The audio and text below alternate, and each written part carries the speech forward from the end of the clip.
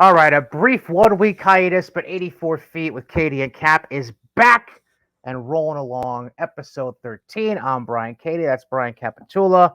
Yes, we spell Brian two different ways, and no, I won't make fun of him for spelling it the wrong way. Hi, Cap. How you All doing? right, we'll have a who spells it right conversation at some point. Uh, Fired up, ready to go. I know our pre-show little thing and 1 week off. I think charged me up anyway. So among other things, so we're ready to roll into this week. I don't know if it charged you up or allowed you to just build up the list of complaints you normally have every week for me Right. before the show. So it's all good. I'll make sure I find my Festivus poll at some point if we take another break like this. Eddie Hooser. So we are locked and loaded. This show is going to be great. We also have our next episode already set up, which will have another Section 2 graduate currently in college, not just any college. She is in one of the service academies. Let that be the hint that sets us up for episode 14. But in the meantime, we're in episode 13, so let's get into it. So, uh, a little coinkydink found in the course of figuring out guests for this show. Um, and we wanted to make this a little special where it wasn't just about basketball, but also about um, lifestyles and just things that are difficult to work through in life and um, to help us be enlightened about what life is like for those who deal with epilepsy. Um, is Tamarac. I gotta be correct here because now school is out of session. Tamarac Senior Kayla Beaudoin and Bethlehem Junior Makaya McCann. And Kayla is also joined by her father Ron, who is also the head coach for Tamarac Women, and I'll say co-head coach with Cap because Cap is whatever. For Elevate 17U. Cap, you muted yourself, so that's on you. I don't know why you muted I'm yourself. good. I was just saying he's there. He's there for the looks. He improves our bench overall look of our bench by 10%. So I appreciate that. Thank you so much. yeah, That's what I was going for. Oh boy, it's already starting. Ladies, how are you doing? Good, how are you? I'm good. I'm good. I'm good. Cap, I don't know, and well, you know, Coach B is sitting there. He's gonna be chilling. First things first. Let me just ask the both of you. I'll Micaiah start with this. Um, your love for basketball and your passion for it, is that something that was just always there? Was it something that kind of developed in your later years? Where did that all come from, and how did it become the main focus for you as you're going through your high school years?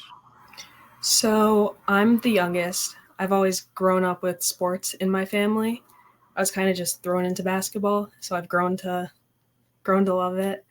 Um, and it's always been there for me. And it's just always loved basketball.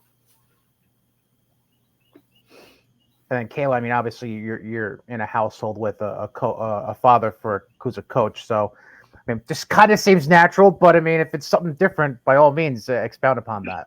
No, you're correct. It was a very natural thing being a daughter of a coach. You know, I've always had that influence of basketball in my life from a very young age. So it was good to just expand upon that with him. Thank you. You're welcome. you guys remember it? So do you guys remember who the first person was like in your life? And Kayla, it might have been their father, so it might be a simple question, but uh, like who started you like being in the driveway, shooting around, taking you to the like a court somewhere? Like a grandparent, who was that person to like initially start your love for basketball? It's kind of the same question, but is there a specific person that started that whole like love for basketball? I would say my brother Kendrick started my love for basketball. Yeah, I would say my dad again. He was just always there. So Now, at any point, because I know Makai, you played lacrosse for a couple years before some injury issues came up recently. Kayla, was there ever any other sport that you at least tried and gave at least a modicum of interest, or was it just basketball 24/7? Because that's the only thing your father ever put in your hand was an orange ball. No, so I actually did a lot. I was a gymnast, a dancer from a young age, and then I stopped doing that. And then I started soccer, I think, in elementary school. Ice skating. Oh yeah, ice skating, I forgot. And then I sort of switched out of that at the end of elementary school, and then I moved into volleyball, which I still currently play, and then basketball. So Michaela, I'll ask you the question first. What in terms of like where you are now, obviously you're new to like playing like varsity basketball, high school basketball and everything like that. What challenges have you faced so far, like transitioning from like modified and youth basketball like now into the high school game? Like how much difference has there been, like either in your game or like the differences in the game itself? Did you say Kayla or Makaya? I'm sorry. Makaya, I'm sorry. No. I never played modified. I started in JV. My eighth grade year, we didn't have basketball in 7th grade at Bethlehem. Yep. The transition, it was hard, I guess, just being thrown into that and not really knowing what to expect, especially because I came from a smaller school to Bethlehem to play basketball.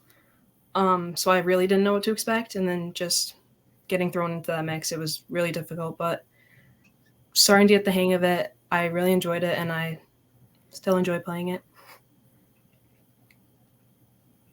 And then Kayla, what would you say? Like, what's your big difference now? Like, you're going to be a rising senior now. Now you're a rising senior or are a senior now. Like, how much has like things changed in terms of competitiveness? Like through your years of playing varsity basketball at this point, like how much more competitive have you gotten? I think I started out varsity basketball 8th grade year. It was that whole COVID year where we played like 13 games, and that was really nice to be able to look up to like the older kids and see what varsity basketball was like.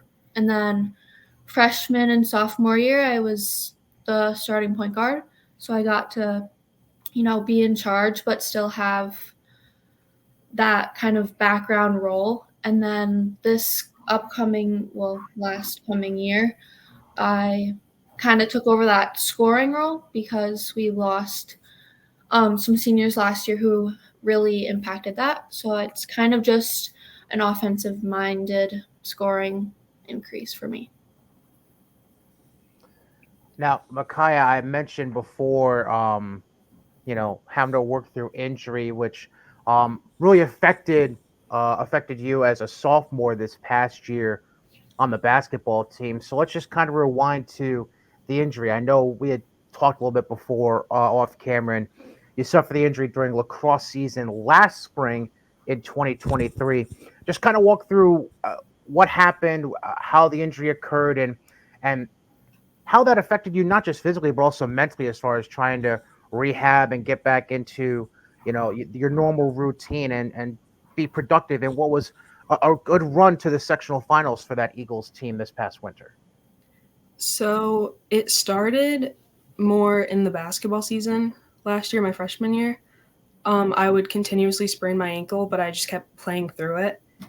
And as you sprain your ankle more and more, it stretches the ligaments. And so my ligaments were pretty stretched. And during lacrosse season, something just happened. I don't really remember. Just something must have happened and it snapped. So my lateral stabilizer snapped, and I ended up getting surgery in June of last year. I was out until October, I believe, and I started physical therapy. That was hard, getting back into basketball, especially being a month later. And then I tweaked my ankle again in January. So I missed a lot with practices and games, and it's been rough with my ankle. And just to follow up on that, it's a bit of a weird coincidence, I suppose, because uh, one of your very good friends also got hurt around the same time. Her injury was a little more extensive as far as rehab and recovery than yours, but now Bethlehem, I don't know, did they have graduation yet at Bethlehem, by the way? Tomorrow. Okay. So Bethlehem graduate-ish, Ellie Surf, she has been working her way back from a knee injury that she suffered last summer. Um, did that help at all as far as having someone you know, to, kind of share the same experience with in a way, as far as, the mental, the physical of trying to get yourself back into 100%? It definitely helped. We've been pushing each other to get better and pushing each other to, I don't know, just work towards healing. We both, obviously, two different injuries, but it's just been good having somebody else to help me get through it. Now, Kayla, you got hurt as well, like, and you missed like your team's, I think, last 10 or 11 games of your season, which I don't know, like maybe it was the first time that you've ever had to kind of just sit out the rest of a year and watch your teammates play. Like, what lessons did you learn from that? Like sitting there and watching your team, like knowing that you couldn't compete in those games. Was there anything that you were passing on to your team, or like what was your overall feeling having to sit there and watch those games? It was definitely hard because I knew the value of what I was bringing to the team, and I knew it was important. And so taking that away was kind of a difficult situation to put the team in as well. Because not only did we start losing, but I could kind of see the hope kind of fade, that because they knew I wasn't going to come back. So it was definitely a difficult time to watch, my teammates difficulty. Cap, can I just cut in there for a second? Sure.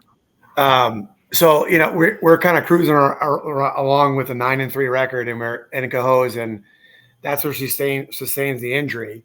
We lost that game now we're at 9-4, and it was a really bad ankle sprain. It was like one of those ones where she came off of a foot and caught the ground, and like if you see the picture of it, like her ankle bone is actually touching the gym floor. So it was one of those ones where you're like, yeah, this is going to be a while for it to rehab. I will say this about Kayla, like she's probably, for all the kids that I've coached over 26 years of coaching, she is by far one of the best kids I've ever coached. And she's just, as much as she wanted to be on the court, every practice she was still vocal in every practice and trying to give all of it she could as far as like leadership was concerned. But there was definitely this huge void to fill. We did it as best we could, but we wound up losing the next whatever games. We went from 9-4 to 9-11, and it was just a tough loss. But we still at the end, even during sectionals, we thought we were going to pull out that victory versus Waterville Elite. We came up a little bit short, but it's just one of those things where you see a kid that wants to be on the court but can't, but she's still doing everything that she can to try to keep her teammates involved and so on and so forth. So I was proud of her of that fact, being her dad as well. So Makaya, as far as getting back to things at Bethlehem, a little bit of an interesting situation going on with the school right now, in that the head coach you had at varsity the last 2 years, Kim Wise, she's retiring. From what I understand, basically almost all the coaches are gone from the program. Where does it put you mentally as far as when you're thinking about the upcoming season? Because obviously you have other players coming back, like Caitlin Robbins, who's going to be a senior and has already committed to a school. But as far as the opportunity this now presents for you, in that it's going to be new coaches, fresh eyes, do you feel like this gives you an opportunity to, after a season of going through that injury, does this give you an opportunity, you feel like, to have a clean slate and just go full bore and prove that you can be a big contributing factor to this team come in the winter? Yeah, I think this is hopefully going to be a fresh start for me. Yeah, obviously, I loved Coach Wise. Super grateful for everything she's done for me and the team. But, you know, change happens, and starting new might be a good thing. Now, this is a question for both of you guys, and you can kind of answer it once. And Brian touched on it quick, but obviously, one of the reasons we wanted to have you guys on is because your circumstances of being a student athlete are a little bit different than some others that have to deal with certain health concerns and daily activities and things. So, having epilepsy, both of you having epilepsy, what are like the daily challenges that you guys face that maybe like someone doesn't realize like that you have to go through like every day? Is there anything like during the day that like is so different than everyone else, or do you guys kind of have just a normal routine just like everyone else? I would say I have a fairly normal routine, but now since being diagnosed, I pay more attention to things that I feel or things that happen, and just have to realize more what's like going on with me, I guess. Yeah, to piggyback off of what she said, I think I also have a normal routine. It's normal to me, so I wake up, go to bed at the same time, but I think the medicine is what makes it different. So yeah, I take medicine in the morning and at night, and that's what I view as normal. Yeah. So yeah. And what's interesting about having both of you on is that the stories about your diagnoses came at very different times in your lives. I know, Kayla, yours pretty much came in the first year of being alive, and Makaya, yours came later as a teenager. I'll start with Kayla on this one, and obviously, Ron, you can jump in because I doubt Kayla remembers being 6 months old. So, just walk us through what that was, especially Ron as a parent. Seeing your kid go through this, a newborn going through this process of being diagnosed and having all the seizures that were going on. Just walk us through together, the two of you, what that was all like to to go through and now compare that to where you are present day. Sure. Kayla is actually a twin. So that was a huge factor to begin with, just having two. And Kayla's actually twin was very colicky, so she had some difficulty with the feeding process. So around 6 months of age, Kayla, and I think my wife remembers it a little bit more, she was just crying in the middle of the night, and my wife took her downstairs, and then there was this moment of like time where she just kind of stopped breathing for a brief amount of time, but she also was very congested, and my wife really didn't think anything of it. And then there was another episode very shortly after that at my parents' house, where when I saw it, I was like, oh my, in my gut, I just said, oh my gosh, that's a seizure. Now, I've never really seen a seizure live. I've seen it like on film because of being CPR, first aid trained, and all that kind of stuff through coaching. But for some reason, I just thought that's a seizure. So we took her to the ER, and I think about they just sent it off as like, oh, these are just kind of these breath holding spells, and this is normal for a child. And then she had another one.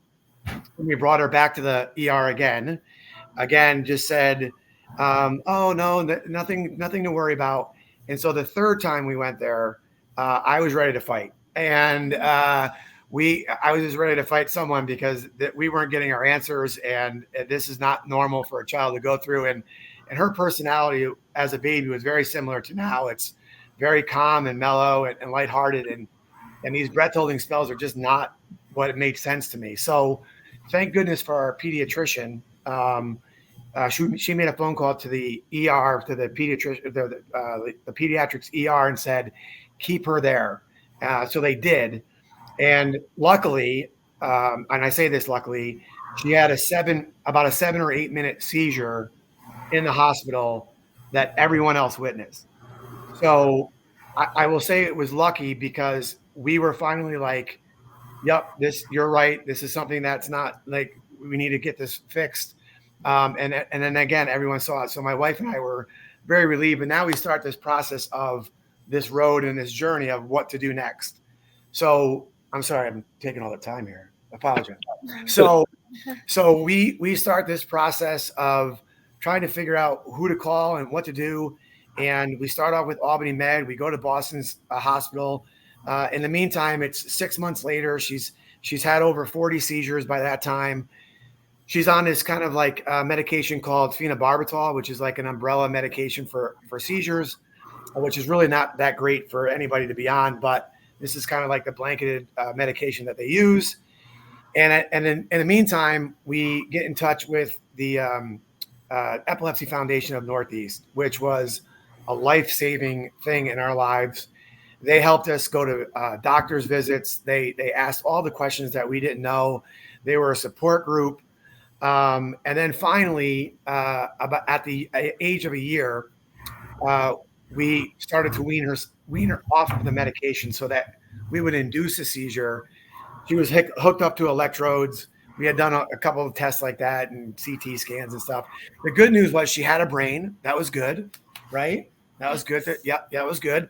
But she had a seizure in the hospital, and then being hooked up immediately told us what type of seizure it was, where it was coming from in the brain, and what type of medication which would be best for her situation.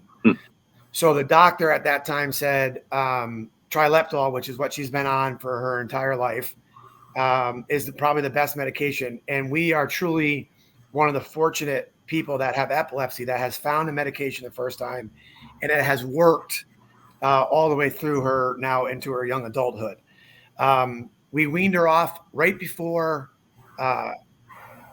kindergarten to see if she would be seizure free, but she had another seizure at the age of 4. So we kind of upped the dosage again, and she has been on the medication and has not had a seizure since. So my wife had become like the president of the Epilepsy Foundation at one time. She's raised over, and we've raised over like $10,000 for the Epilepsy Foundation. It's been heavily in our lives. Like if people are in this situation and they have questions, the Epilepsy Foundation of Northeast are the people to reach out to. What is her name? Janine. Janine is like the chapter person now, the call. They're just a wonderful organization and has done so much. They've actually come into Kayla's school and have done presentations with what to do if she has a seizure, who to call, and they've just been great. So that's been her journey of this kind of epilepsy. And again, we've just been very fortunate that she found the right medication the first time and it's worked. So.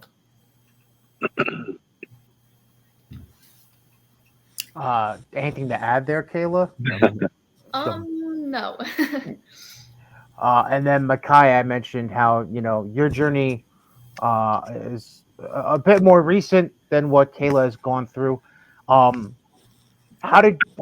mean, we would assume how you discovered it, but like, what was the process like for you trying to figure things out and how to navigate through dealing with epilepsy? Well, I had my first seizure about a week into 8th grade. So the first full week of 8th grade, I had my first seizure. And epilepsy doesn't run in my family, so it was kind of a shock. And my aunt didn't know what to do. She didn't know what was happening when she found me on the floor. And we just ran a ton of tests. So over the course of about a month, I was in and out of school. We didn't know what was going on. I didn't have any other seizures in that time frame. I wasn't on any medicine then. And then we found out I had epilepsy in October of my 8th grade year. So I started my medication, and like Kayla, it worked. I was also fortunate to find one that worked for me. And it was hard dealing with it early on. I didn't really know what to do. I felt like, I don't know, the odd one out, especially being the only one in my family with it and finding out at 13 that I had it. And I was doing well in the medicine. And then in September of 2023, they decided to try and wean me off because my EEG came back normal. And then I was fine until April when I had another one. And yeah, they started me back on my medicine. They've been running tests again. We switched neurologists. We've been back and forth. I wasn't in school the last 2 months. So it's been hard getting back into the swing of things, especially after I was told I didn't have it for 7 months. So I've just been kind of dealing with it and trying to get back into my old habits. Is it proper for the person that's like being interviewed to ask a question? Is that a proper? Can I ask a question? Okay. Can I ask you a question? You don't have to answer obviously because this is like personal to you, but have you gone through all the tests of like lights and sleep deprivation and all that kind of stuff? I had another EEG yesterday. Yeah. So yeah. Was that just from this like a typical because Kayla just got her blood drawn yesterday to check out her levels. So was just that part of it, or was there a test that was involved with the EEG? I mean, I get my blood drawn all the time. I'm on a lot of medicine, so I get it drawn like every few weeks. But there's just, I don't know, since the one in April, they've been running a lot of tests. The EEG was just another one on top of everything else. Yep. Yeah. So in terms of like obviously having to deal with things like that, was there any thought? Obviously, Kayla, you were super early on, but was there any thought and you learn more as you go. So you learn sometimes you learn like what triggers or whatever it might be that like maybe they're coming. I know that there's a girl that plays volleyball at Albany Academy that she would know, like she would say like she knew like maybe a minute before. Sometimes they know that they were on like coming. Were there any point like where it was like, how am I going to be an athlete with these kind of things, or what am I going to do in terms of like athletics? Am I going to be able to play just like a normal kid would play? Like, did those questions ever come up? No, actually. I was going to say there's 3 things that she cannot do. One is she can't skydive. The second one is she can't scuba dive. And they didn't allow her to climb the rope in elementary. Mm-hmm. Now, as an elementary PE teacher, I feel bad about that one because that is an exciting thing for kids to do, is to climb the rope. But as far as the skydiving and the scuba diving, I'm like, that's a good trade-off. Again, she was so young when these started that the normalcy of like what she knows is that she doesn't, I don't know if she really thinks about it as much as probably we as parents think about it. Like the most nerve-wracking time for me is when she's also does chorus, is watching her on stage and in the audience saying, is this going to be the moment? Will this be the moment as a parent? It's never happened. And she has medication just in case she ever does have a seizure. But, I don't think she really thinks about it as much as probably we do. Right? Yeah, that's accurate. Yeah. I would say in the beginning, when I started playing basketball at Bethlehem, my first year, I would take a lot of breaks because I thought that anything would trigger it because I had just gotten diagnosed and I was just super scared of something happening on the court. But after a while, I just kind of got used to it and realized that I was on the medicine. If something were to happen, they have my rescue meds. There's people there that know what to do and all of that. So I kind of got used to it, but I'm in band. So when I'm on stage, I think I'm more scared of having a seizure there than having one on the court. Sure. The scary statistics are that, one is anybody that has a brain can have a seizure. That's the first thing. The second thing is it's like 70% of people who have epilepsy, they don't know the reason why. And as much as we have like raise money for funding things. And as much as we have come along with technology, there's still that a large percentage of people that have no idea why they're having seizures. Right. So again, with Kayla, and it sounds like we're with Michaela's situation too, that they Kayla, we've done genetic testing. There's nothing that's come back. We have history that there's no one else that has epilepsy, and there's no rhyme or reason. So it's just what it is. So we have someone who plays an instrument in Makaya and a singer in Kayla. So a duet at some point, maybe. Sounds like it. Maybe. And unfortunately, I know there may be another twin sister that could dance to both the music and the singing. So True. Oh, that's fantastic. All right. So we have choreography involved with it as well. everything. You're Perfect. the director, though. You got to direct the thing. So Who? Me? you're the director. I mean, I know a couple of the higher ups at the Epilepsy Foundation, Northeastern New York, so I could make it happen probably. Maybe we'll do something at Washington Park before they start doing the walk to end epilepsy. Love it. Love Put it it. out there. Perfect. But I want to get into a couple of cool things just to kind of ease up the mood a little bit here. I think Makaya knows where I'm going to go with this. Yeah. You kind of got a bit famous somewhere around the end of March. Something with you, a shoe, and just some random basketball player named Caitlin Clark. Just no big deal. Can you is that moment in time a blur at all, or do you or did it all kind of happen in slow motion? You remember exactly every second of how that event went down, and then the fallout being crazy with people wanting to interview you and making you TikTok famous and all that. Initially it was a blur. Her coming around the corner to me getting back to the car was a blur. But I had recorded the whole thing. So after watching that, it kind of started to come back to me. But yeah, I don't know. I have the shoe with me right here. I was gonna say, I know it's in a protective case. I didn't know if it was just sitting next to you or yeah, there it is. Ow. So in case you lived under a rock, basically, the Sweet 16 for the women's tournament was in Albany. Again, if you lived under a rock, then shame on you for not knowing. And I was one of the teams. Caitlin Clark. If you don't know Caitlin Clark, just shame on you. Then you hit yourself with a rock if you don't know Caitlin Clark. Right. And apparently, was this after she played, or was this before she played her game? It was after, when they beat LSU. Okay, so that LSU even better.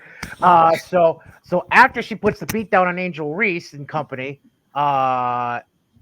you just happen to be the lucky fan out of 14,000 in a building who gets Caitlin Clark's John Hancock on a sneaker. That's just wild to me. I don't know.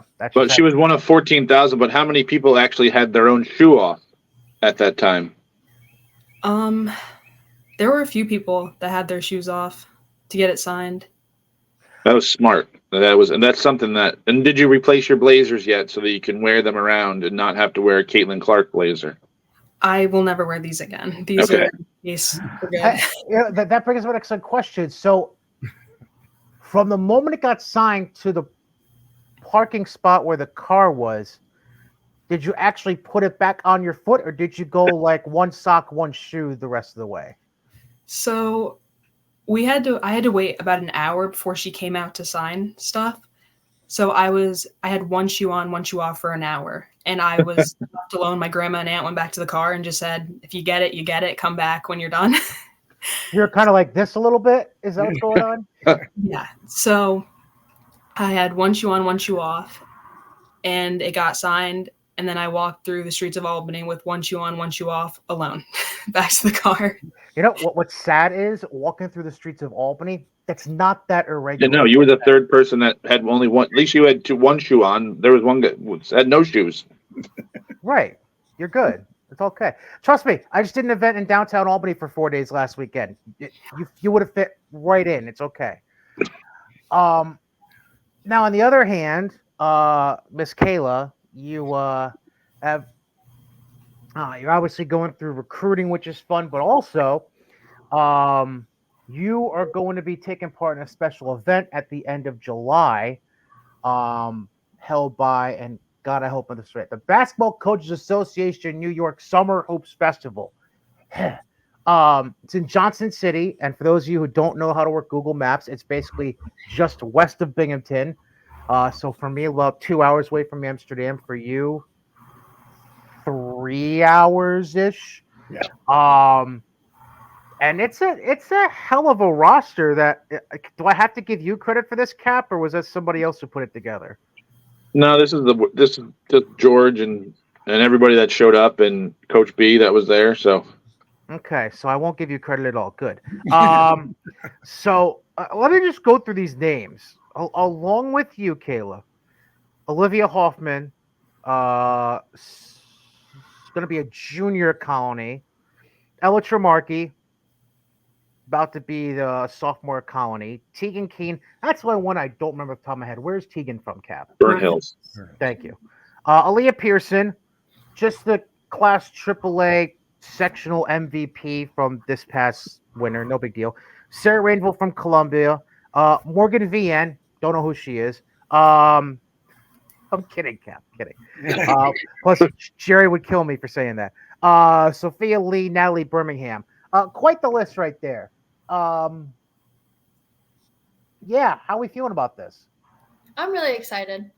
I think it's a really good group of girls to play with, especially because I know they all want to play at the next level.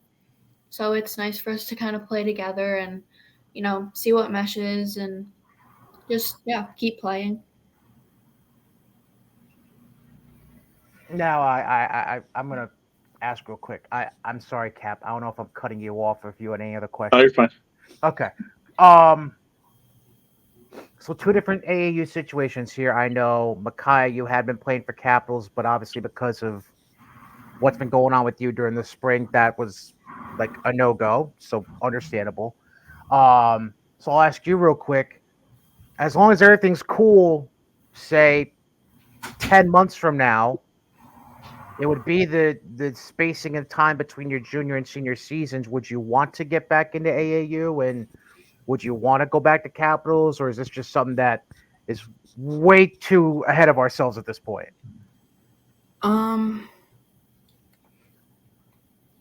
I keep going back and forth on this. Obviously, I still have time to think about it. I'm super close with Coach McBride and Coach Tobacco and all of them. But it's just still something I'm going back and forth on and have yet to make the decision on. No, understandable.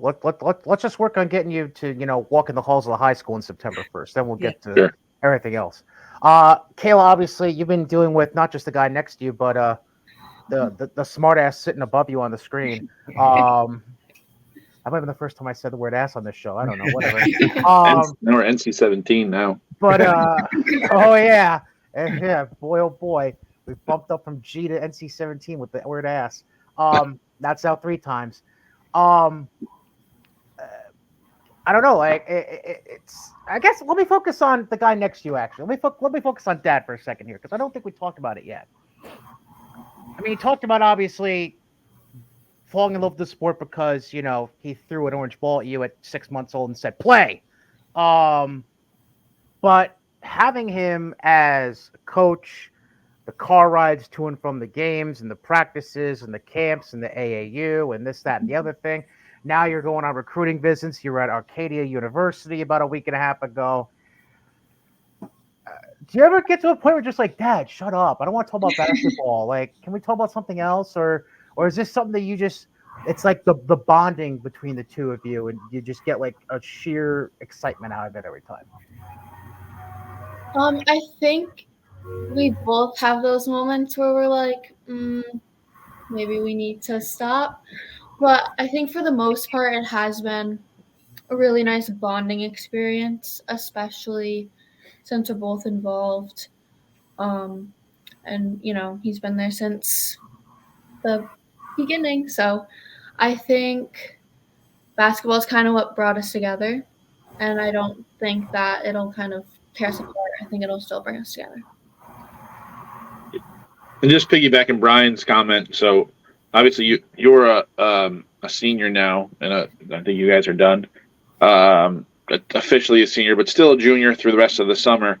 But like those that haven't been through this whole process and not really knowing, like, all right, am I going to be good enough for college basketball? Are coaches going to watch me? Are they going to see me?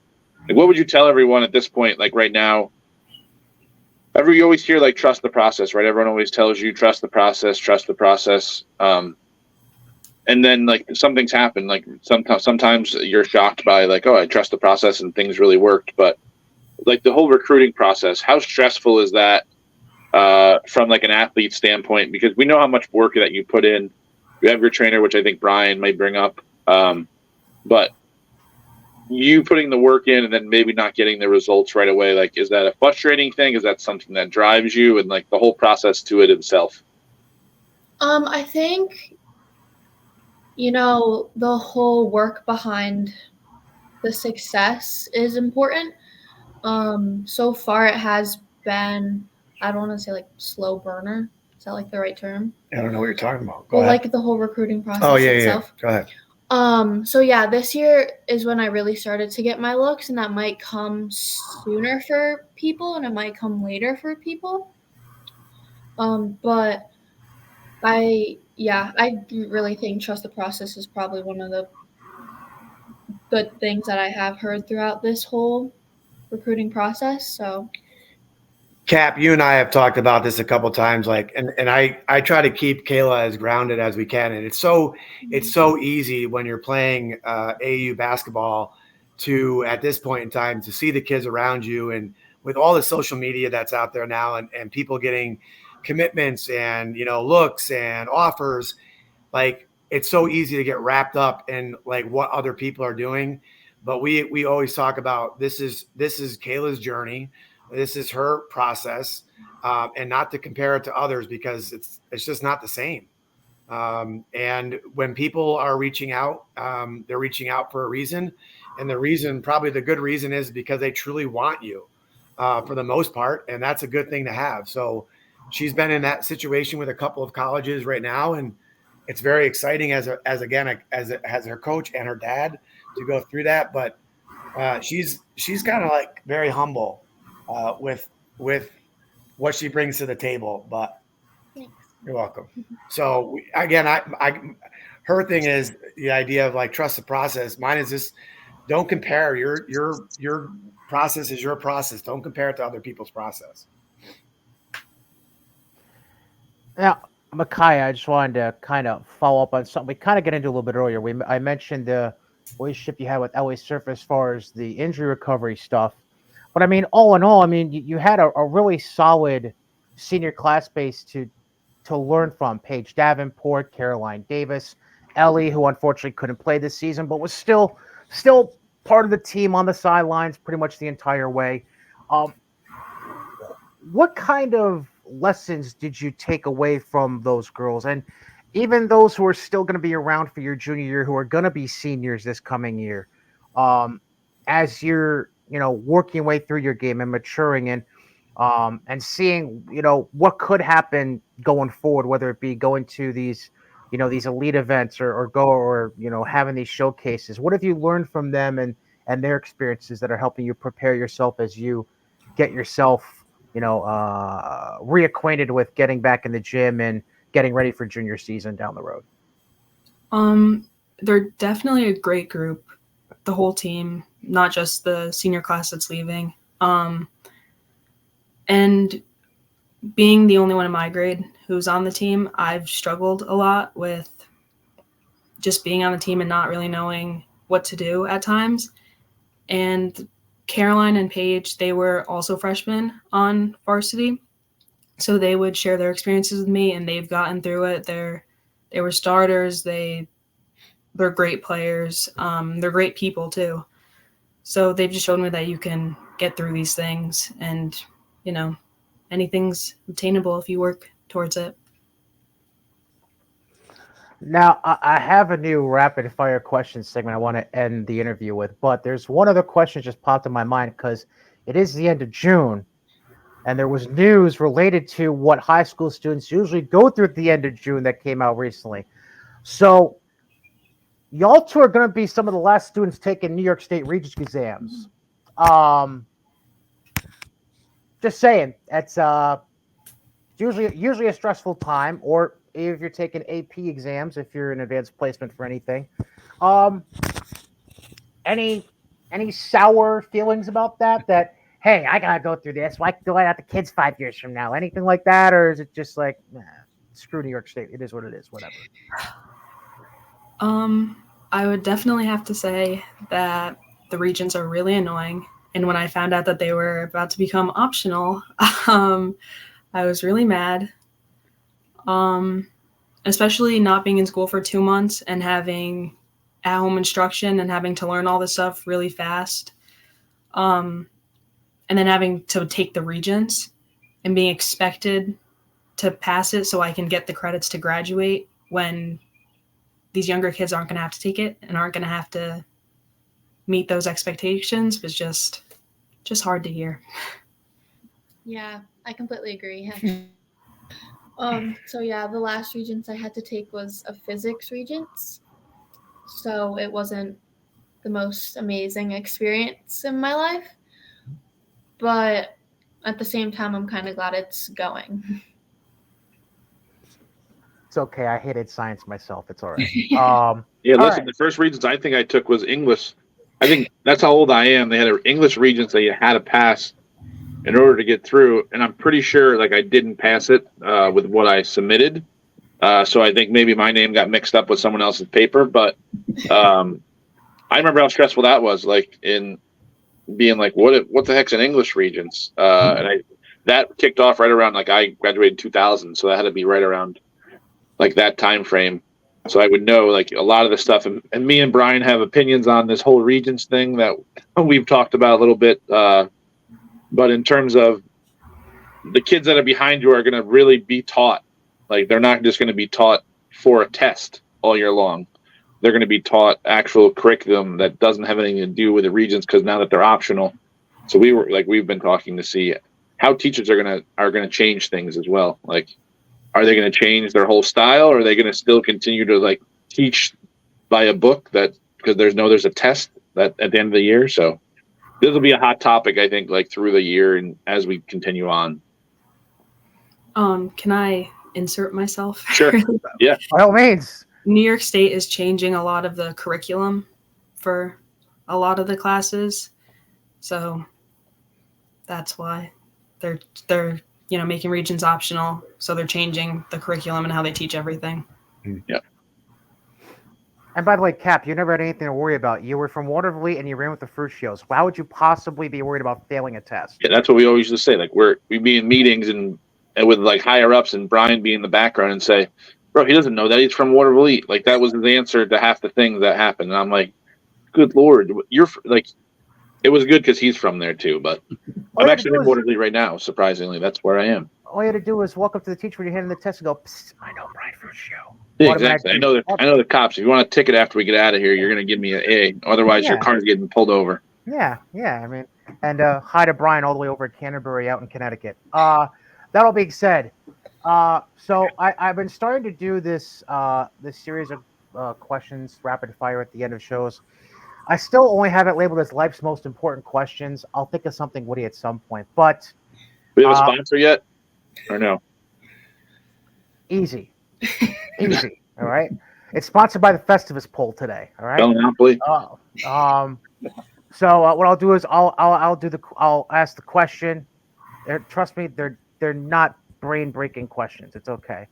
Makaya, you chip in first. The first answer that comes to mind, and then Kayla. And hey, Coach, by all means, you can jump in with your answer too. I'm fine with that. I appreciate it. Thank you. All right. First off, is a hot dog a sandwich?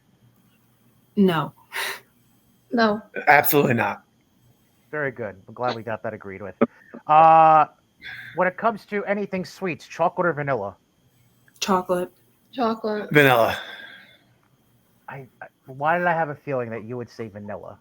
Yeah, I'm not a big. There's only certain types of chocolate. I'm not a big chocolate fan, but vanilla. I gotta go with vanilla. Shame. This is a long-standing debate I've had with a friend of mine for a decade. What goes in the bowl first, the cereal or the milk? Cereal. Cereal. If you're saying milk, that's that could be a real issue. That could be. We need to check for other things. Listen. Where's your friend? Where's your friend live? So she's a fond of Fultonville grad. She went to Sage. You might have heard Emily Parslow. You might have heard the name before. All right. Yep. It's her. She went to Sage, 1,000-point score, all kinds of great stuff, but she insists on putting the milk in first, and I think she's psychotic for doing that. Like she's gonna be on the news in 10 years as like a serial killer. I don't know. Like it's just. I didn't know if that was appropriate to say on the podcast. Yeah, I didn't know either, but the percentage isn't zero. That's all you have to say. Like it's not zero, but it's Emily. She knows I'm kidding. All right. Pepsi products or Coca-Cola products, or neither if you don't drink soda. Coca-Cola. Sorry. Coca-Cola. Neither. Just not a soda drinker, I'm guessing, right? No. So okay. Don't giving her a look like that. Jeez. All right. All right. Okay. All right. Final question. I think I know who part of the answer is going to be from Makaya, but who knows? God forbid you're on like a deserted island. Who are the two people you'd want on there with you the most? Ellie Surf and Natalie Sherman. I saw the Ellie Surf answer right away. Yeah. Kayla? Probably my twin. Saw that coming. I don't know.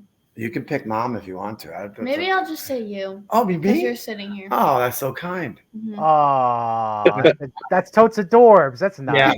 Yeah. think of all the sprints you'll be doing in the sand when he's there.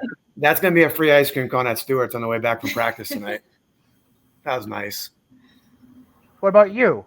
I'm going to go with Brian Capitullo and Mike Wazowski. Educate me, Mike Wazowski. That's the dog. That's the Boston Terrier, Mike Wazowski. Coach B got to experience him for a couple days in Atlantic City when we were there. So, yeah. Oh, okay. I don't even want to know the stories. Okay. Did I miss anything, Cap, or are we good to go? No, I think we're good to go. I think it's good to spotlight some of the athletes that we have around this area that like have some unique challenges. Not challenges because they're if they were challenges, they would still exist. Like they're overcoming all this stuff and still being able to do things at a high level. And it's been fun to watch Kayla play and Makaya, like getting to watch you play a little bit last year and hopefully continue on once everything gets figured out and see you play this coming year. So. Yeah, I mean,